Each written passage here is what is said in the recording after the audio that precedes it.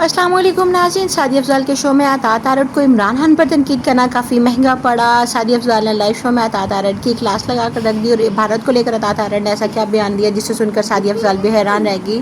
आइए नाज़रीन वीडियो देखते हैं, फिर माजी डिटेल आपके सामने रखते हैं। As a false flag operation जिसका पाकिस्तान से दूर दूर तक का कोई ताल्लुक ना हो, उसको अपने स्ट्रेटेजिक ऑब्जेक्टिव ऑब्टेन करने के लिए इस्तेमाल करना। जैसे पुलवामा के बाद कश्मीर का स्पेशल स्टेटस चेंज कर दिया गया। तो मैं ये समझता हूँ कि ये बड़ी एक सोची समझी साजिश है कि ऐसा वाकया जिसकी एफआईआर वाकये के 10 मिनट बाद रजिस्टर हो जाए, पुलिस 1 घंटे बाद मौके पे पहुंचे और एनी शाहिद जो है वो बीबीसी को इंटरव्यू दे रहे हैं कि पुलिस 1 घंटे बाद पहुंची है जी। और ये तमाम चीजें जितना प्रोपेगेंडा किया गया वो सारा एक्सपोज हो चुका है।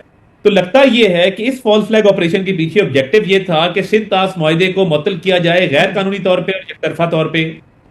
तो ये मोदी सरकार की जो वॉर मॉन्गरिंग और वॉर हिस्टीरिया है, इसका पाकिस्तान ने भरपूर जवाब दिया है कि हम किसी भी एग्रेशन और मिसएडवेंचर का मुंह तोड़ जवाब देंगे, फैसला कुन जवाब देंगे।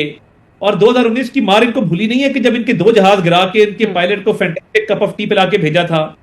अब इस तरह शायद चाय ना पिलाएं, फैंटास्टिक मार पड़ेगी वजह आए तो मैं ये समझता हूं कि जो एक प्रोपेगेंडा था पाकिस्तान की सरकार ने, पाकिस्तान के मीडिया ने, एंकर्स ने, ministry of information, journalist, social media users, memers Pakistan के जेन जी ने सबने मिल के मुकाबला किया है और भारत का बयानिया नाकाम रहा है। उनके जर्नलिस्ट रो रहे हैं। बरका दत्त जैसी औरत कहती है जी वेस्टर्न मीडिया हमारा बयानिया नहीं चला रहा। न्यूयॉर्क टाइम्स कहता है no evidence of Pahalgam to be linked with Pakistan. Al Jazeera कहता है नो एविडेंस। टाइम कहता है नो एविडेंस। उसके बाद जितने इंटरनेशनल पब्लिकेशन हैं वो कह रहे हैं एविडेंस नहीं है। तो ये नो एविडेंस जब आया है तो ये तो भारत की नाकामी है। और सफारती महाज पे भारत एक्सपेक्ट कर रहा था कि उसको ऑल आउट सपोर्ट मिलेगी मुख्तलिफ ममालिक की, वो सपोर्ट हासिल करने में उस तरह नाकाम रहा है। हर मुल्क ने कहा कि जी हमारे पाकिस्तान से भी अच्छे ताल्लुकात हैं और जो इंटरनेशनल डिप्लोमेसी भी चल रही है दैट इज अल्हम्दुलिल्लाह टू आवर एडवांटेज। तो मोदी सरकार चाहे वो बिहार का इलेक्शन उन्होंने करना था या सिंध ताश मुआहदा मुअत्तल करना था या जो भी गेम प्लान था, ये फंडे तरीके से कैरी आउट किया गया है। और पाकिस्तान ने जब इन्वेस्टिगेशन का ऑफर किया है तो उससे तो गुब्बारे से हवा निकल गई है। और अब डरना किस बात का? We are hands are clean. हम तो खुद टेररिज्म को डील कर रहे हैं और हम इंडिया की तरह स्टेट स्पॉन्सर्ड टेररिज्म नहीं कराते, हम दहशतगर्दों की सपोर्ट नहीं करते। हमने तो चले एक्सप्रेस और तशवीश का इजहार किया इस वाकये पे। इन्होंने जाफर एक्सप्रेस पे तशवीश का इजहार किया था। कलभूषण यादव जो बंद है हमारे पास यहाँ पे, इनका स्पाई है, वो यहाँ पे टेररिज्म फैला रहा था और सिखों ना मुसलमानों को परसिक्यूट करना, कश्मीर में मजालिम ढाना, ये भारत का वतीरा, पाकिस्तान का नहीं। पाकिस्तानियों ने कुर्बानियां दी हैं। 90,000 पाकिस्तान शहीद हुआ है दहशतगर्दी की इस जंग में। किसी और मुल्क के पास ये फिगर्स हैं तो बता दें। सही। अच्छा, ये बात आपकी बिल्कुल दुरुस्त है कि पाकिस्तान ने जितनी कुर्बानियां दी हैं वो आपको कोई और दूसरा मुल्क नहीं मिलता है दुनिया में ऐसा। आपने कुछ दिन पहले जो एक रात में प्रेस कॉन्फ्रेंस तो नहीं कहूंगी कि वीडियो पैगाम आ गया जिसमें 24 to 36 आवर्स का आपने जिक्र किया कि बड़े क्रूशल हैं और क्रेडिबल एविडेंस हमारे पास है कि किसी जंग की तैयारी कर रहे हैं या कोई हमला कर रहे हैं, कोई कार्रवाई करना चाहते हैं। उसके बाद ऑब्वियसली हमने देखा कि शायद वही काफ़ी था कि जी इनको तो सबूत मिल गए हैं या इनके पास एविडेंस आ गया है।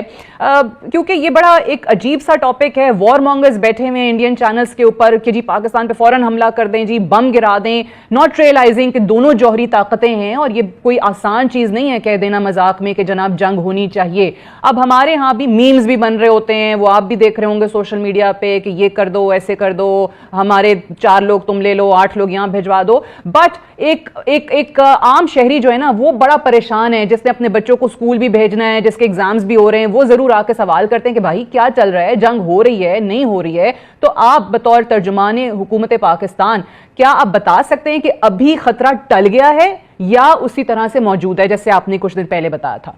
देखिए, थैंक यू वेरी मच। आप इसकी स्ट्रेटेजिक नेचर को अंडरस्टैंड करती हैं कि टाइमली इंफॉर्मेशन शेयर करने से कितना बड़ा क्राइसिस अवर्ट हो गया। हैविंग सेड दैट, देखिए भारत की मक्कारी और उसकी बदनीति और इस सारे फॉल्स फ्लैग ऑपरेशन में पाकिस्तान को इन्वॉल्व करने की कोशिश, इससे पता यह लगता है कि इनकी हमेशा कोशिश रही है स्ट्राइक करने की।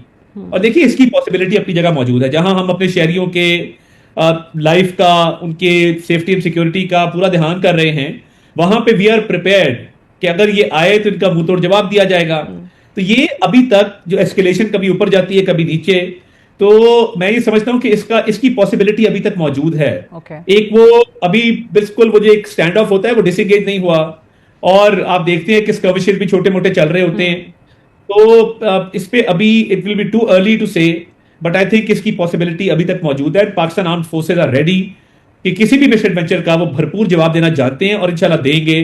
हमने कभी पहल नहीं की, मगर अगर ये इस तरफ आए तो इनको ऐसी मार मारेंगे कि इनकी नस्लें याद रखेंगे। बिल्कुल सही। अच्छा, अब जहां पे हम बात करते हैं कि ज़्यादातर आपको ये स्कर्मिशेस जो हैं वो LOC पे नज़र आती हैं, पाकिस्तान की मजबूरी है, हमारे इस तरफ भी कश्मीरी भाई बसते हैं, दूसरी तरफ भी, लेकिन यहाँ पे जो कश्मीरी हैं वो भी ऑब्वियसली परेशान हैं, उन्होंने भी बहुत कुर्बानियाँ दी हैं। हर कुछ अरसे के बाद कोई ना कोई ऐसी छेड़खानी भारत की तरफ से हो रही होती है LOC के इस पार, और वहाँ मकबूजा कश्मीर को ओपन एयर जेल ऑलरेडी बनाया हुआ है। सिर्फ और सिर्फ कश्मीर के अंदर नहीं, वही कश्मीरी भारत के किसी भी हिस्से में चले जाएं वो आपको महफूज नजर नहीं आते हैं। स्टूडेंट्स को वो निकाल के वापस भेज रहे हैं। कई ऐसे स्टूडेंट्स हैं जो आके मीडिया पे या कहीं खुफिया पैगाम भिजवा रहे होते हैं कि जनाब हम अपने घरों को वापस नहीं जा पा रहे क्योंकि हमें पता है हमारे पीछे लोग लगे हुए हैं। सो ये जो कश्मीरी हमारे बहन भाई इतने मुश्किल हालात में हैं, उसके लिए आप क्या पैगाम देना चाहेंगे?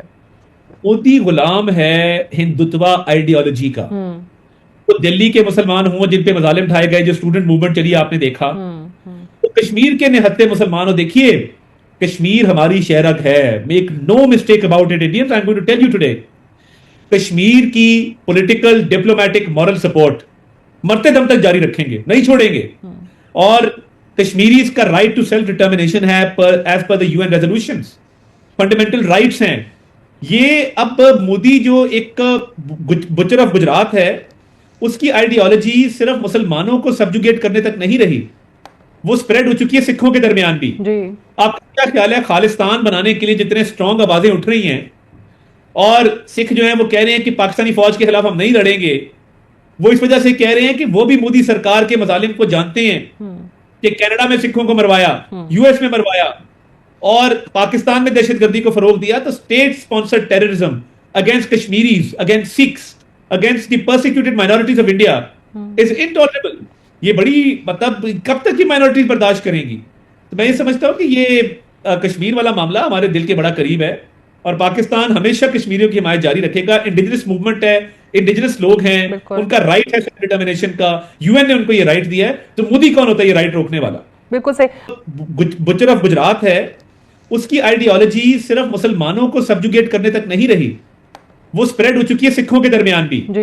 आपका क्या ख्याल है, खालिस्तान बनाने के लिए जितने स्ट्रॉन्ग आवाजें उठ रही हैं और सिख जो हैं वो कह रहे हैं कि पाकिस्तानी फौज के खिलाफ हम नहीं लड़ेंगे, वो इस वजह से कह रहे हैं कि वो भी मोदी सरकार। जी तो नाज़रीन, ये थी आज की वीडियो। उम्मीद करती हूँ आप लोगों को वीडियो अच्छी लगी होगी। वीडियो के बारे में अपना फीडबैक जरूर दीजिएगा। मिलते हैं अगली वीडियो में, तब तक के लिए खुदा हाफिज़।